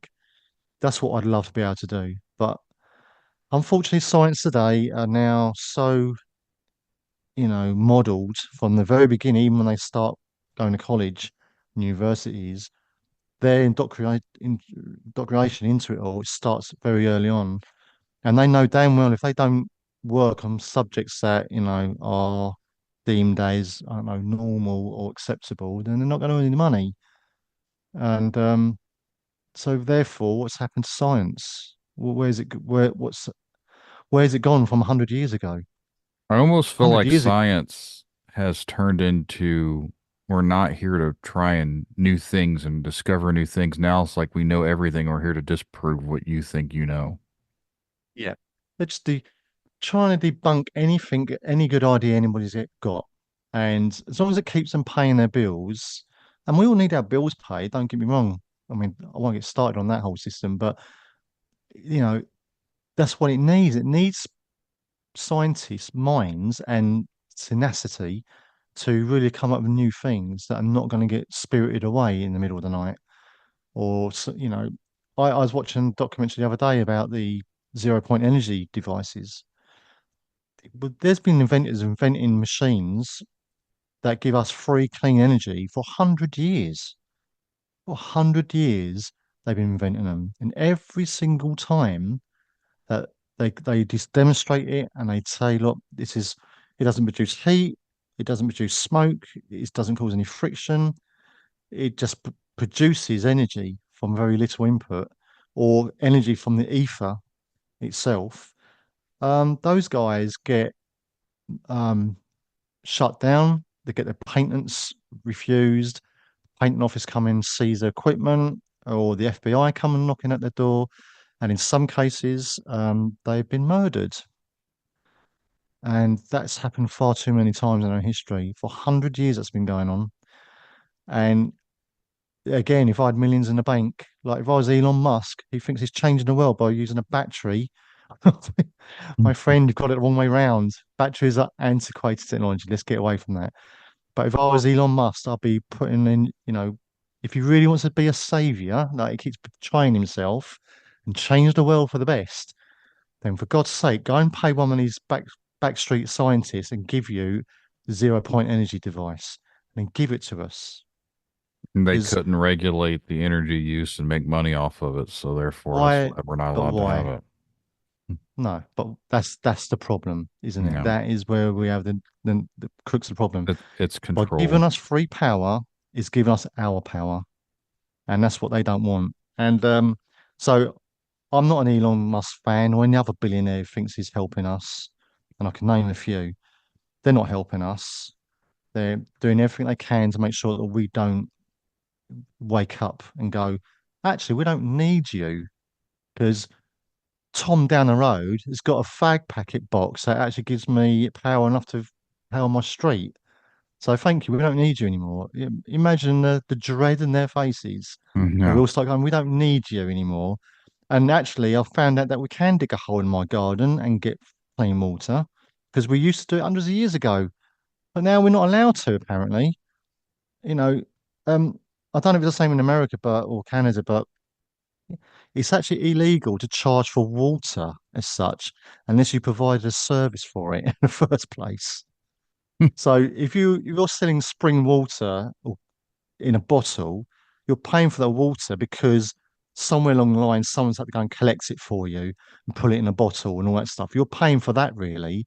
You're not actually paying for the water. So We all the water that's been pumped to your house, you're not paying for the water. You're paying for the service to get it to your house. It is illegal, pretty sure, at least maybe in my state. I have to 100% confirm it, but I'm pretty sure that you have to have a permit, a government permit, in order to catch rainwater. If it runs off your roof and you could run it from a spout into a bucket, a container, they want you to have a government permit because you are catching rainwater. I was like, why is that? It's going to run off and hit the ground. Like, well, how is it illegal to catch rainwater? But that is, That's incredible. That is incredible. I didn't even know that. That's not the same in the UK. No such thing. But obviously, we do get charged water rates, and then hmm they put water meters on our homes, going, yep. "Well, you've used so much more water." But if you go back to, well, actually, water, you should be charging for the water. So it's not the volume; it's the fact that you get it to me. I should be paying for. The volume is incidental. It doesn't matter. But they don't do that, do they? They make sure you get charged by how much you use. hmm It's wrong. So let's get these free energy devices, Brandon. Let's start digging holes in our gardens and getting that free clean water Yeah. I'm gonna using a set up. pump from the I'm, energy device. I'm gonna set up some barrels and catch some water. And if you don't ever hear from me again, I guess someone listened to this and arrested me for catching rainwater. That's the most ridiculous thing I've ever heard. I mean, how can you? It's like you need a permit to breathe air. Yeah. How long will it be till we've been told that next? Yeah. And I It'll, won't go into it'll, conspiracy theories about that. let's not give them any ideas. Yeah, I think they're really working on that one. So, Yeah. um, yeah, so TTIs, then the traumatic time impressions, I think can explain a good large percentage of ghost sightings. So they're not ghosts. They are literally like a hologram almost playing out in front of you again. Um, and then the other things that maybe do move things around the house and talk to you, they're probably EDEs. And then you may get a very tiny percentage that are um, benevolent spirit, I'd say. But I've never to this day seen evidence of that happen yet. I've never personally spoken to a spirit and say, "Can you move that chair over there?" and felt a good thing about them, and that my life is still wonderful because they're around. I've not experienced that, so I'd say I'm not ruling it out because obviously that goes in the world of spirituality. I'm not ruling it out at all, but I'm yet to see it. So until I see or document it, I'm gonna park it for now. So that's why I make the bold statement of saying I don't believe in ghosts because there are more supernatural or scientific ways of explaining what's going on. And I don't like to use the word scientific 'cause I think it's kind of had its day, but I think we need a new term for it, but sort of a new natural almost, something that describes how things really work on the planet. So yes, that's that. Um, do you how much time we got now? A little bit. I try We still I good? try not to go over 2 hours too much, and we've been here about an hour Okay, and a half. So okay. Can I talk about the Jerusalem UFO event then? So I can yeah, bring it back to UFOs a little bit. yeah, Fantastic. Okay. So in 2011, I think it was January 28th, 2011, in the city of David in Jerusalem, there was a video taken of an object that came down quite slowly and hovered above the Temple Mount or the Dome of the Rock. Sorry, yeah, Dome of the Rock. And it hovered there. It's a bright light that hovered, and this was captured on video. And it flashed twice, and then it descended up to the sky. So it ascended. I keep doing that. Ascended up to the sky very quickly, literally within the blink of an eye. It was gone. When I saw that video, because it hit the media all around the world, it's a bit of a went viral. When I saw that video, I was quite amazed by that, and I remember saying to myself, "Wow, if that's real, that's quite incredible." Because obviously, the Dome of the Rock is quite a significant site in itself. It's revered by Muslims because Allah ascended to heaven at that point. From that point, it's revered by Christians because Jesus Christ apparently ascended to heaven again from the very same point. You make the connections, not me. The Jews, obviously, it's very sacred to them because the first temple is called Solomon's Temple, basically. Um, so it's a very sacred site and it's been fought over by Muslims and Jews and Christians for hundreds of years. And it's just been going on for long, well, thousands of years, really.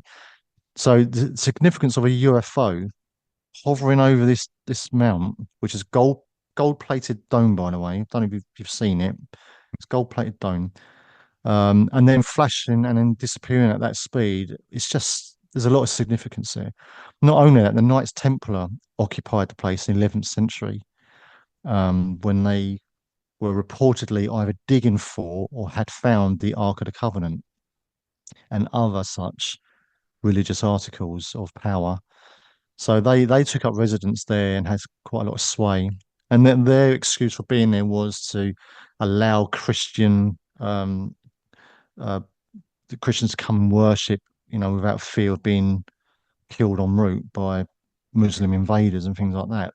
They were there to keep the peace and to ensure that that everything was safe for Christians to come and worship. I don't really buy that. I think they were there very much for the artifacts that were allegedly were housed there. Because the Temple of Solomon was built to house the Ark of the Covenant. Let's not forget that. That's what its main purpose was. So it did used to reside there. So there's a lot of history around that. And so this UFO to come to me was quite astounding. So for the years have gone by, so this is 2011, so it's a long time ago. And then as time went on, I've obviously gone back to that video and I thought, is it real? Is it not? And then I found out there's other videos of the same event. So there's more than one video showing the same thing, which is unusual in itself. So when I started SEPI Agency in August, when I started learning how to do video editing, which has been a journey in itself, I can tell you. um, so I use DaVinci Resolve, which is a wonderful piece of software. When I started learning that stuff, I wanted to really analyze properly all the video footage I could from that Jerusalem UFO event in 2011. So I made it an open investigation and I started analyzing it. I obtained 7 different videos of that one event, 7 different videos, which is unusual. Um, and I started off with fully trying to prove it's real, fully trying to prove that the government are behind a deep state secret and misinformation and propaganda. My mindset was I'm going to prove that this is real and the government's behind keeping it closed and this is significant, and all this wonderful. That was my mindset. I'm very methodical in what I do. I'm good with IT. I'm good with Photoshop and DaVinci Resolve and sound recording software. So I obtained 70 videos and I analyzed them literally frame by frame. And I've made a YouTube video about how I analyzed these videos, the depth I went to, and I show the examples on how to do it. And unfortunately, as I started digging into the evidence, I started finding cracks. I started finding evidence against the fact that it was real, which really was painful for me because I didn't want it to be not true. I wanted it to be true. It's like that famous poster, isn't it? And Right boxes behind my head. wall. Yeah, you got it. There it is, Yeah. right behind you. I want to believe. I Yeah. totally wanted to believe. But unfortunately, I started realizing that the evidence wasn't stacking up for its favor. I found evidence which is brand new. No one's ever found this evidence before that prove that event to be fake.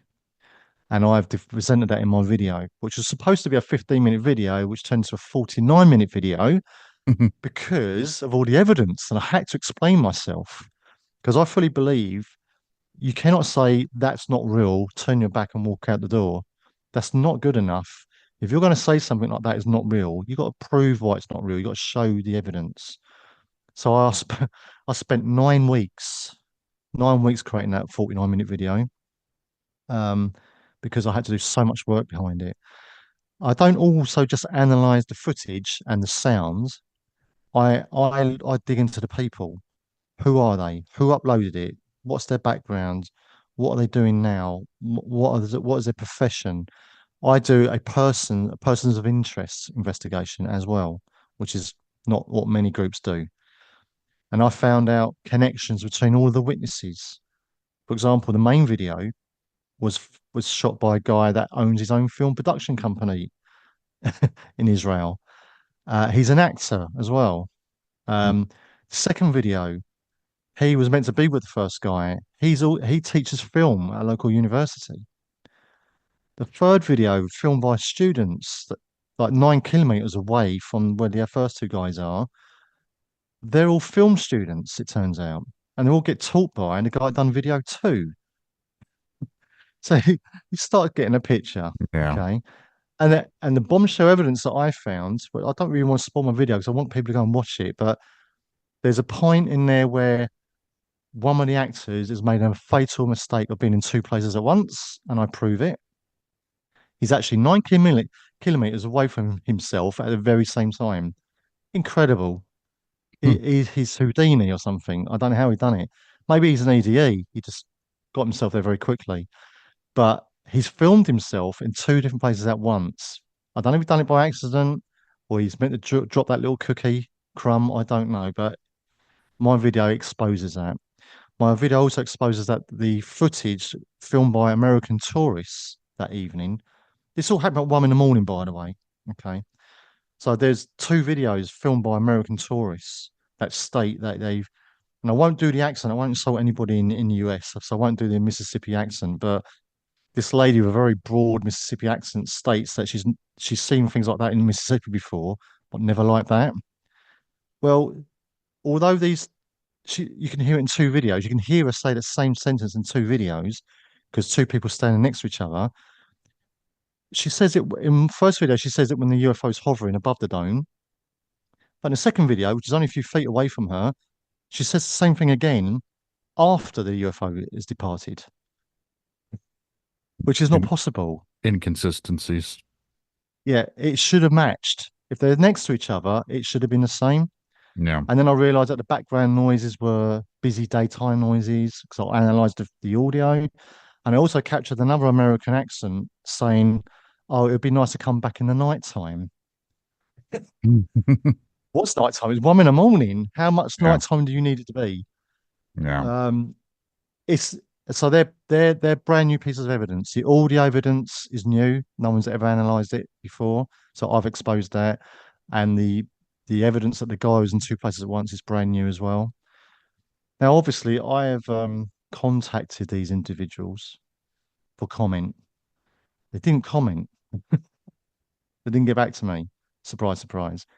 Although I apparently have upset Jesus Christ, the second coming. I've upset him. So You'll have, there's a guy in the video also named on there. He's basically saying that the footage was that the event was real because it's a sign from God to tell him, because he's the second coming, that it was a sign from God to say that he's got to go forth and do his thing. So so when I contacted him and said, I'm sorry, but this event didn't actually happen. So what does that mean for you?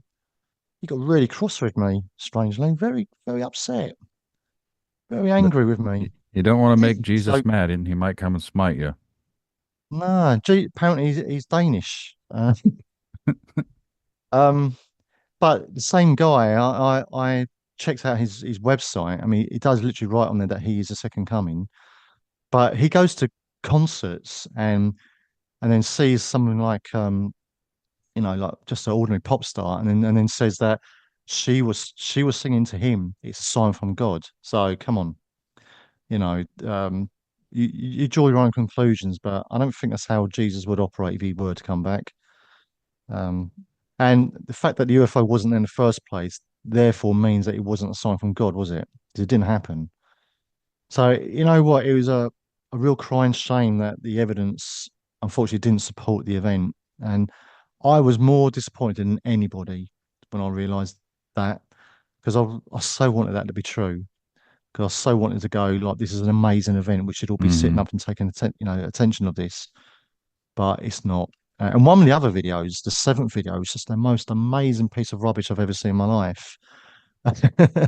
Um, he actually had a monk in it walking out of a mysterious door when just after this big massive UFO appears. And I've proven the size of the object, by the way. It's only 3.4 meters in diameter. And I've proven that on the video. You can go watch it and I'll explain why and how I've measured it. But there's seventh video. This huge UFO comes flying over, spinning around with its lovely lights on it. And this monk comes along, shrouded in mystery, and he drops his keys on the floor. And the guy who's filming this doesn't do what any other human being would do, is go, "Excuse me, you've dropped your keys." He doesn't do that. He just lets the monk walk off into the dark, picks up the keys, and on the keys is a symbol of not the Knights Templar. And that was just an incredible video. Um, and the key itself isn't an ancient old key like you think you've seen Indiana Jones or something.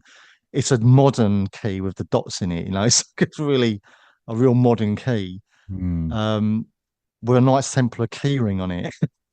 So, I don't mean to mock, but that one just had me in stitches because I think if I was there at 1 in the morning and this weird monk come walking out and he dropped his key, I'd go, "Excuse me, I'm British. So I'm gonna go, excuse me, mate, you dropped your keys." You pick it up and you go, "Oh, thank you very much." You wouldn't just let the guy walk off and then you just pick it up and look all mesmerized. And then you see this ruddy great UFO suddenly over your head spinning Yeah. around, which is far too big to be the same object that is on the other videos. So yeah, it's that was entertainment at its peak. And unfortunately, the guy that done that number seven video was also responsible for the first video. So that just goes, if one of them's faked, they're all going to be faked. Hmm. So it was a journey, Brandon, to say the least. I don't want to come across though as that the SEPI Agency is a debunking outfit, because we are totally not. We're not that at all. We're trying to provide and document best evidence. We're trying to do it in a methodical manner. And yes, we are being mindful of the things we can't measure, because I've had that criticism already. You can't measure and poke everything and prod everything. I know that. I get that, and it's an experiment. What they call it, experiment essential, I think it's called. So we will record the senses outside the normal five, and go, well, what was the feelings? What was going on? In the person's brain. What did they feel? Any repression? Did they? So we do ask those questions too. So it's not all about just what we can measure and weigh and prod. But If you don't do those bits first, then you're not doing the job of investigating properly. And I'm going to be quite adamant on that one. If you can't even do the basics, then just don't do it at all. If you're going to keep running into a first investigation with a psychic medium without measuring anything, without documenting anything, then you got to ask yourself, what good are you doing for the cause itself? You know, the disclosure calls, getting everything out there and making life better for everybody. Because that's what we're all doing. That's why you do your podcasts. Yeah. We're all trying to get answers. Um, if you realize you're a soldier in that war or not, you are, because you're part of it. And it's a good place to be, I'd say, Brandon. So keep going. I don't see myself stopping And anytime soon, but no, and don't either. And it will become difficult at times. It will become more problematic than you think it's worth. But they're the moments you just need to take a breath, step back, maybe just take a week or two off, or even a month off. But you will then go back with fresh eyes and fresh ears, and it'll be good again.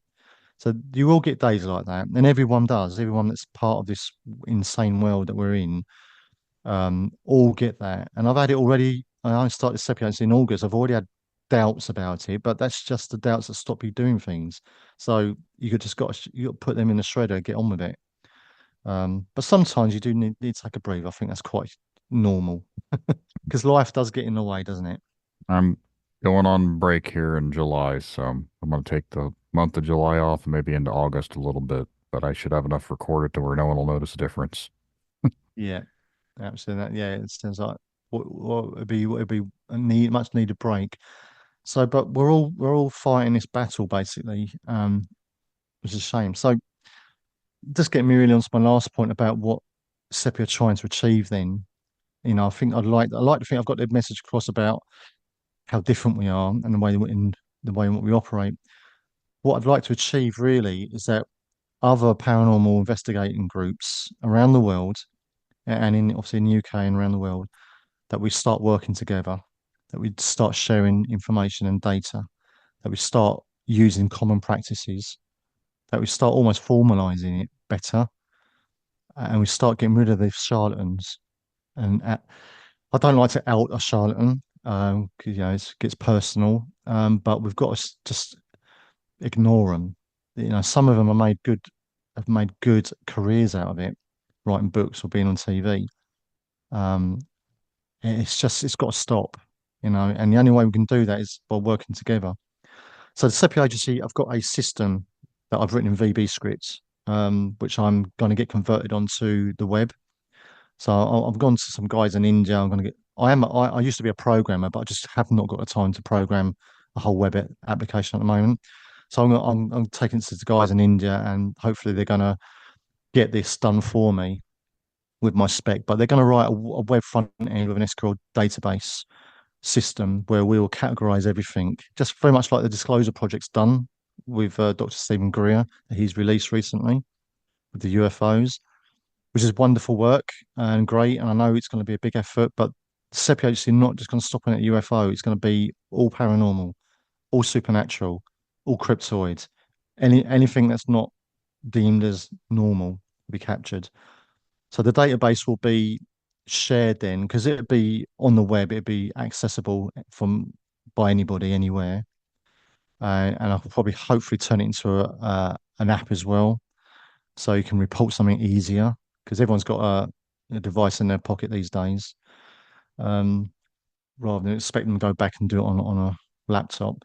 So what I need really is if people have some synergy with this and feel that, yeah, you know what, I think we do need to band together now, contact us. We'll start talking and we start putting processes in place so we can work together and stop ignoring each other. Because keeping us working in siloed as we are just keeps the truth away from us. Because what is the first rule of war? Hmm. It is to divide and conquer. Yeah. Okay. They've been doing that to us for a long time through religion, through politics, through who fancies who these days, as the new one is. It's a ridiculous concept. We've got to stop it. So egos aside, and egos will slip in, even my own, and I am fully aware of that. I need to push myself as a person I know to get seen so SEPI can be heard. So I know I've got to kind of put myself in that firing line a little bit, but the egos have got to be parked at the door, and the data and information has got to be shared, I think, in a more transparent way. And the SEPI agency follow a code of ethics, transparency and honesty and all that sort of good stuff that the police do. I, it's the same as the police code of ethics here in the UK.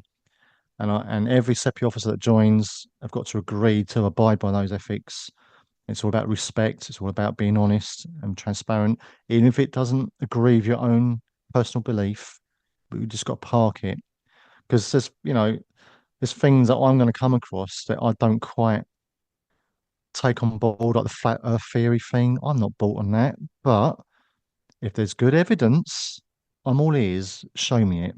Mm-hmm. But if you ask me now, do I believe the Earth is flat? No, I don't. I don't understand how we would be flat when everything else in the universe is round. I don't get that basic concept. Plus, in the military, when we was taught to shoot at long distances, we had to factor in velocity and factor, direction. But the other mathematical thing you had to work out was the curvature of the Earth. Because as you fire a round out of your 50 cal rifle, that is going to go some, but it's going to lift because the Earth is not flat. So you've got to calculate that curvature of the Earth, and every pilot will tell you the same thing. So I'm not brought on that theory.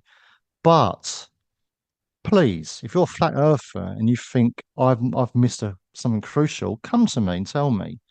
Maybe the SEPI agency can do that as a part of an investigation. I don't know, but a future YouTube video for it. But come to me. I'm more than happy to have my mind opened to those, to concepts that I've previously just shut a door on. Um, and part of me is thinking, please don't prove the Earth is flat. Please don't prove the Earth is flat. I will tell you, if you do start to go down that rabbit hole, there are some things that make you question. I'm not a flat earther per se, but I do have some questions about certain things because when you see what they present, Yeah. it does kind of make you scratch your head a little bit. Yeah, one thing that did make me scratch my head about that is that a flat earther shared a picture of planet Earth. There was two pictures. One was a bit grainy, one was a bit clearer. Just two pictures of Earth. And he said the first one was taken in 1969, and the other one was taken when's the last Apollo mission? I can't remember. So I'm not going to state the date, 72. but 72, right? So they were different, okay? Different times. However, the clouds are in exactly the same position. Yeah. And I had to go, oh, the clouds can't possibly be in the same position throughout the whole planet. That's not possible. So obviously the what you go to then, where my mind goes, is that proving those photographs are legit for a start, that they're not actually the same image, that one's just made to look clearer. So I would try and get the originals of those photos and then analyze them, have them analyzed properly.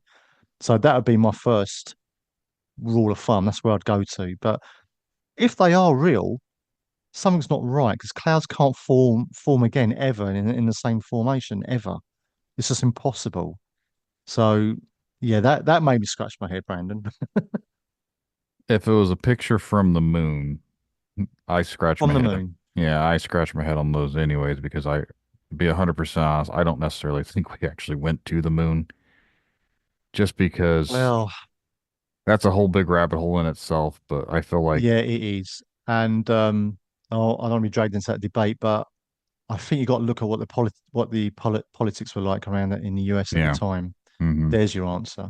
yeah. Um, And the stuff does not hold scrutiny here 50 something years later.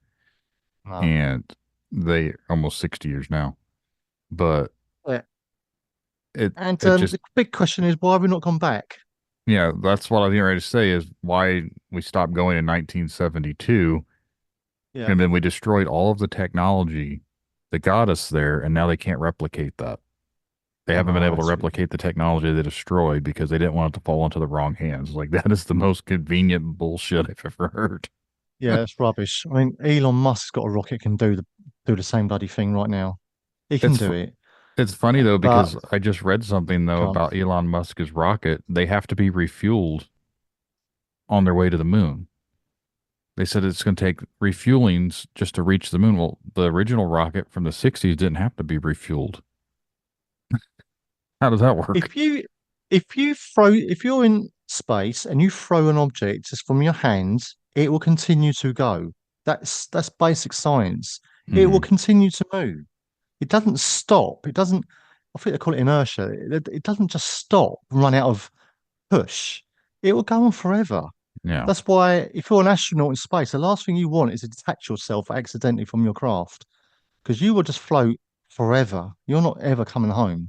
Mm-hmm. So you only need a tiny bit of thrust and maybe a few to keep you aligned, maybe. But you don't need loads of thrust to then start making your way to the moon. You need lots to get off of it, and you need lots to get off of Earth, but you don't need lots in space. So yeah, absolutely. They That's didn't have to have a whole lot rubbish. to leave the moon, though.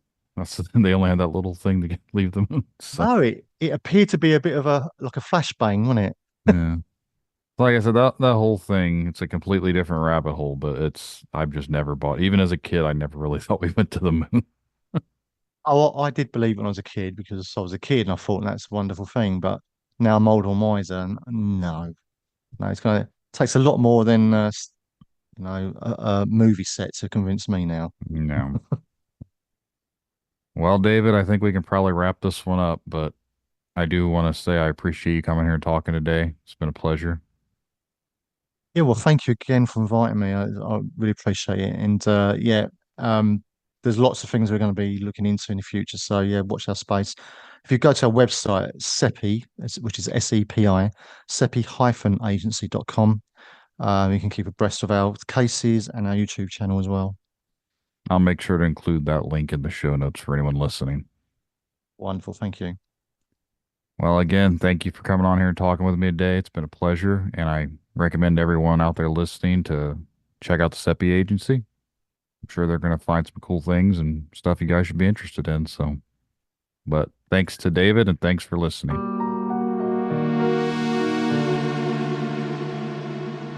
And that's the show, everyone. I really hope you guys enjoyed the conversations.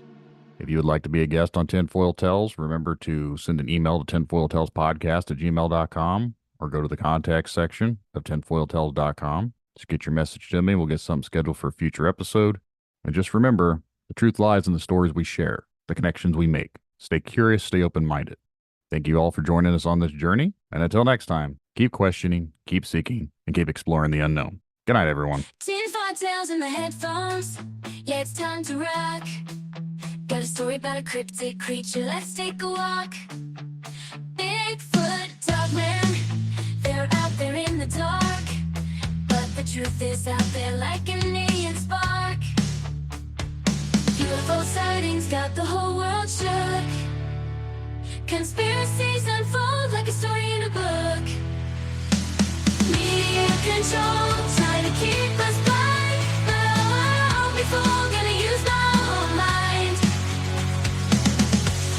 In history, they don't want us to know the secrets they hide, the truth they won't show. Domain of society, they keep us in chains.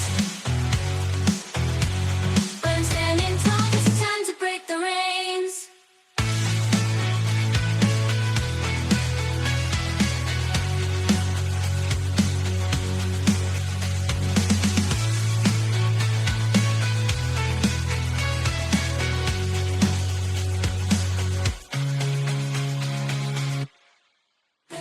Control, trying to keep us blind. But I won't be fooled, gonna use my own mind. In history, they don't want us to know